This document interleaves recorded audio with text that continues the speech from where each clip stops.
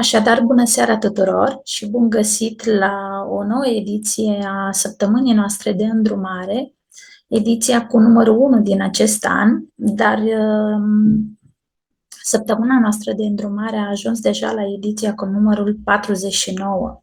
Sunt onorată să dau startul unui nou an în cadrul comunității Dăruim Renaștere și în această lună avem ca și abordare, am ales împreună cu comunitatea Dăruim Renaștere, acceptarea bolilor autoimune. Nu întâmplător acest titlu, deoarece în fiecare zi întâlnim persoane care se confruntă cu această etichetă, aș putea să-i spun eu, pentru că nu prea îmi place să folosesc cuvântul boală. Nu neapărat că e ceva rău, dar eu evit, pentru că e mai ok așa. Așadar, dragilor, pe parcursul celor 3 zile, astăzi vom vorbi un pic despre protocolul care noi îl oferim și îl punem la dispoziția fiecăruia care nu a mai testat până acum remediile naturale și anume uleiurile esențiale de la doTERRA. Mâine vom avea un invitat special care ne va vorbi din punctul său de vedere mai în detaliu despre această abordare și cum facem ca această acceptare să fie mai lină. Și miercuri, în ziua 3 a săptămânii noastre de îndrumare, vom avea testimoniale a unor persoane care deja s-au confruntat cu anumite etichete a acestor boli și au susținut organismul, fie fizic, fie emoțional, cu remediile naturale de la doTERRA, al suplimentelor, dar și a uleiurilor esențiale. În această seară eu am să vorbesc despre de ce acceptarea bolilor autoimune, pentru că, de ce nu, multă lume se întrebe de ce să acceptăm o boală în viața noastră. Tocmai pentru că, din punctul meu de vedere, aceasta este o călătorie. Acceptarea bolilor autoimune este o călătorie spre vindecare. Și, după cum vedeți, eu aici am ales câteva așa zise diagnostice sau diagnostice, mai bine spus, alopate, care le întâlnim des în zilele noastre, cum este, de exemplu, diabetul de tip 1, artrita reumatoidă, psoriazisul, boala inflamatorie intestinală, tiroida Hashimoto, și aici o să avem un testimonial foarte, foarte sustenabil și interesant a unei colegi din comunitatea noastră Dăruim Renaștere. După aia mai avem și boala celiacă. Nu este despre a ne concentra doar pe simptome, ci despre a înțelege ce emoții sau traume nerezolvate stau la baza lor, deoarece nimic nu apare în planul fizic dacă mai înainte nu a avut loc pe plan emoțional. De aceea eu întotdeauna susțin acest lucru, pentru că nu întâmplător în viața noastră vine o boală. Ea vine întotdeauna la pachet, cum de multe ori îmi place mie să spun, cu o binecuvântare, chiar dacă noi în acele momente negre sau de neacceptare a acestor boli vedem ceva îngrozitor și de ce mie, de ce mi s-a întâmplat mie, cu ce am greșit eu, de cele mai multe ori în spatele unui asemenea diagnostic stă o binecuvântare. Și eu voi testimonia și eu am fost una dintre acele persoane care am avut de a face cu așa ceva. Dar aș dori să vorbim un pic despre care este abordarea sănătății în ziua de astăzi, pentru că, nu, într-adevăr, avem două abordări. Una materialistă, una în care medicina clasică, care datează de 100 de ani, 100 și ceva de ani, nu de mai mult, vede omul ca o grămadă de organe și țesuturi care funcționează separat, care caută să înlătureze doar simptomele și niciodată nu merge la cauza reală care a declanșat acea boală, cum ar fi emoțiile, dar asta o să vedem mai târziu. Și cealaltă abordare este abordarea holistică, care de altfel este și abordarea noastră, unde omul este văzut ca un întreg, din trup, minte și suflet.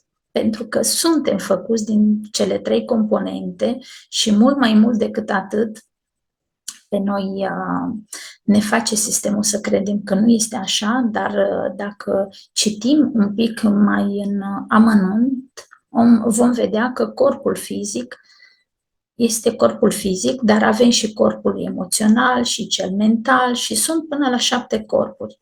Ce se întâmplă cu aceste corpuri? În momentul în care apare o boală și noi vedem dincolo de partea fizică, vom vedea că vom merge exact la cauza care a declanșat acea boală și nu vom mai trata superficial, așa cum o face abordarea materialistă, abordarea chimicală, dacă aș putea să-i spun așa, în zilele noastre, pentru că nu suntem aici, comunitatea Dăruim Renaștere, pentru a denigra medicina, ea este bună, ea este mai în special medicina de prim ajutor, dar dacă noi nu ne-am mai duce la medic, chiar pentru orice problemuță care o avem și am privi un pic corpul și am ascultat mai degrabă un pic mai mult corpul, să vedem ce vrea să ne transmită mai exact cu acea boală. Ne transmite un mesaj sau e despre a pune simptomul pe tăcut și a trecut. Pentru că în abordarea holistică care o face comunitatea Dăruim Renaștere și persoanele care folosesc uleiurile esențiale este cu tot și cu totul diferit. Noi privim dincolo de acele simptome din corpul fizic. Și aici aș dori să vă arăt cum omul egal natură. Și de ce acest lucru? Vedeți? Partea cu roșu e omul. Aici noi avem hemoglobina din corpul omului și partea cu verde este natura. Vedem clorofila care se află la baza plantelor. Deci, dacă vedeți, nu sunt diferențe, sunt similare. De aceea și uleiurile esențiale, de aceea și ceea ce folosim noi, integratoarele, sunt similare. Organismul le percepe uleiurile esențiale ca fiind parte din el. Pentru că suntem parte din natură, că nu e așa, viața nu luptă cu viața, natura nu luptă împotriva naturii. Natura este natură și atât. Nu vrea să anihileze niciun simptom. În această lună noi avem un protocol care îl oferim gratuit, cum ziceam și la început, tuturor persoanelor care nu au mai folosit uleiurile esențiale până acum. Acest protocol este bine gândit de întreaga comunitate Dăruim Renaștere și sunt 3 componente. Avem un blend de 10 ml, de 5 ml cu 10 picături de ulei esențial de adaptiv, care vă sugerez să-l masați pe proiecția inimii, pe pulsuri, după ceafă, îl inhalați chiar și din palme, de mai multe ori pe zi. După aceea avem 20 de picături de bergamotă într-o sticluță de 1 ml și tare vă sugerez să-l folosiți exact cum vă spun eu acum, la culcare seara. 2-3 picături picurat pe fața de pernă pe care dormiți este fundamental și minunat. După aceea avem 10 capsule de Zengest. Zengest este un supliment de la doTERRA care ajută tot tractul digestiv, dar vom vedea mai încolo mai multe detalii despre el. Vă sugerez să luați câte 2 capsule pe zi după o masă principală. Fie prânz, fie cină, nu are niciun fel de importanță. O să rog pe lăcrămioară să lese în comentarii și formularul completării pentru protocolul oferit de către noi în această lună. Cine nu l-a completat are încă timp să o facă până miercuri seara. Așadar, vă invit cu căldură să-l completați. Cine nu ați folosit uleiurile esențiale și doriți să dați o oportunitate a naturii, să vedeți ce pot face. Și astăzi vom discuta un pic în parte despre fiecare ulei care noi l-am adăugat în protocolul oferit. Și avem adaptivul. Adaptivul este un blend care este numit și uleiul adaptării la emoțiile sensibile. Adaptarea la acceptarea brusc și neașteptat. Dacă te copleșesc sentimente de nervozitate, de tensiune, de frustrare, adaptiv te ajută să te adaptezi noilor situații cu care să te confrunți și să contribui să depășești acea provocare din viața ta. Acest blend are mai multe uleiuri esențiale, printre care uleiul de lavandă, de magnolie și neroli și arbore de ampar, care au efecte calmante, în vreme ce uleiurile de portocală sălbatică și mentă creață energizează și bine dispun persoana care îl folosește. În plus, uleiurile esențiale de copaiba și rozmarin contribuie la liniștirea sentimentelor amplificate, indiferent că te simți obosit sau agitat, indecis sau iritabil, adaptiv ajută corpul și mintea să-și păstreze echilibru. Că nu e așa, atunci când primim un diagnostic de o boală autoimună, tindem întotdeauna să nu mai dormim bine noaptea, să fim nervoși, iritabili de cele mai multe ori, pentru că nu putem concepe cum o boală vine brusc în viața noastră să ne dea toate planurile peste cap. După aceea avem uleiul esențial de bergamotă. Acest ulei esențial pe plan emoțional susține emoțiile de neputință și ne ajută să acceptăm dacă o boală a venit în planul fizic, înseamnă că a venit la noi să ne învețe ceva și nu să ne distrugă, așa cum credem noi de cele mai multe ori. Înseamnă că noi avem nevoie de niște lecții în viața noastră. Pe plan fizic ne susține somnul, cum ne susțineam mai devreme și adaptivul, ne susține... Numai o clipă să se descarcă computerul. Ne ajută să dobândim pacea și încercările grele la care suntem supuși în momentul primirii unui asemenea diagnostic, atunci când mintea noastră nu ne dă pace și în situații care, exact cum vorbeam mai devreme, noi considerăm că nu merităm acea boală în viața noastră și de ce a venit ea să ne dea toate planurile peste cap. Și aici vom vorbi despre suplimentul Zengest, care pe acest supliment este minunat. Acest supliment personal mie mi-a schimbat viața din toate punctele de vedere, fie pe plan fizic, fie pe plan emoțional. Numai o clipă.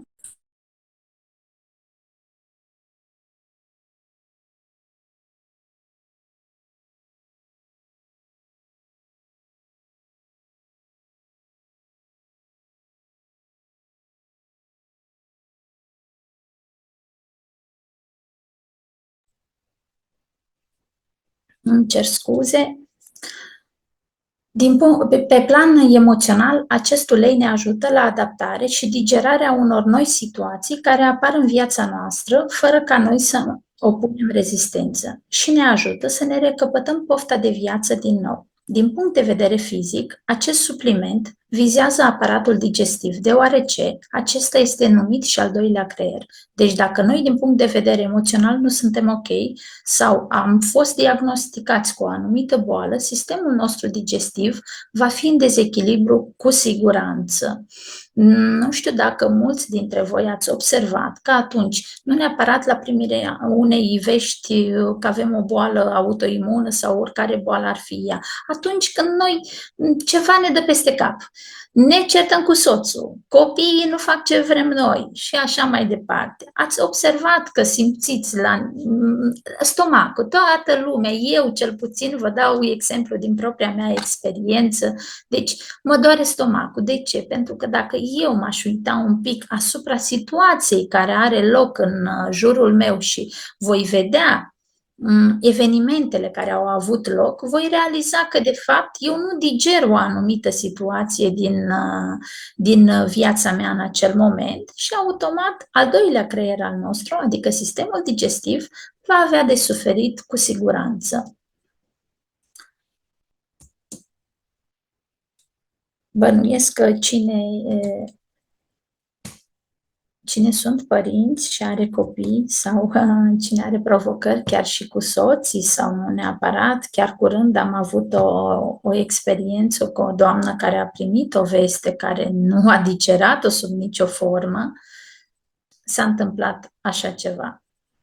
Dragilor, eu despre protocolul nostru din această lună, din luna cu acceptarea bolilor autoimune, cam atât am avut să vă spun așa mai pe scurt, dar mâine vom avea o invitată specială, specialistă în noua medicină germanică, doamna Gabriela Urs, care ne va fi alături și ne va vorbi din viziunea ei ca și specialist mai pe larg despre toate aceste afecțiuni și cum facem această acceptare să fie un pic mai lină, nu un pic. Ar trebui să o facem să fie doar lină, nu doar un pic. Așadar, eu vă aștept și mâine seară și dacă aveți întrebări, cu mare, mare drag vă stau la dispoziție.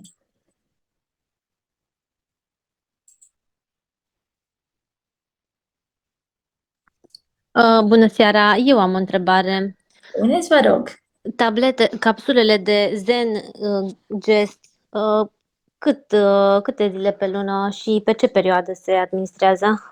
Având în vedere că noi avem emoții în fiecare zi, nu e așa? De exemplu, apa. Noi suntem dependenți de apă. Dacă noi nu am bea apă, nu ne-am hidratat. La fel este și Zen Gestul. Noi avem în fiecare zi trăiri. Eu, de exemplu, îl folosesc de 3 ani și jumătate, fie uleiul, fie capsulele, neîncetat. Nu neapărat când am o problemă, pentru că asta ar însemna să ne sprijinim la abordarea materialistă de care vorbeam mai devreme. Doar când avem simptomul, să anihilăm simptomul și gata. În schimb, eu sugerez integrarea suplimentelor și a uleiurilor esențiale pe o perioadă indeterminată. Adică cu cât fac mai mult parte din rutina noastră zilnică, cu atât mai bine. Pentru că noi avem emoții zilnic, că digerăm o situație, că vine soțul de la serviciu e nervos, că nu ne convine că o colegă de serviciu s-a întâmplat și nu digerăm se întâmplă și viața suflă, e normal așa că dacă nu, ce-ar mai fi să fie viața chiar atât de perfectă? Și de aceea sugerez, eu îl folosesc de 3 ani și jumătate și colegii din comunitatea Dăruim Renaștere tot poate confirma acest lucru a la lung, în rutina zilnică, cel puțin 1-2 capsule pe zi. Și știu că mai este tot așa încă o capsulă, tot Zen îi spune, dar... Zen Doctrine e un alt supliment care nu, acela îl folosim pe perioade determinate pentru că ajută organismul în procesul de detox, dar vorbim cu totul și cu totul despre de altceva. Dragilor, dacă nu mai sunt întrebări, eu vă aștept și mâine seară alături de invitata mea, Gabriela Urs, cum v-am spus și mai devreme, și vă urez o seară minunată. Și vă mulțumesc tare, tare mult!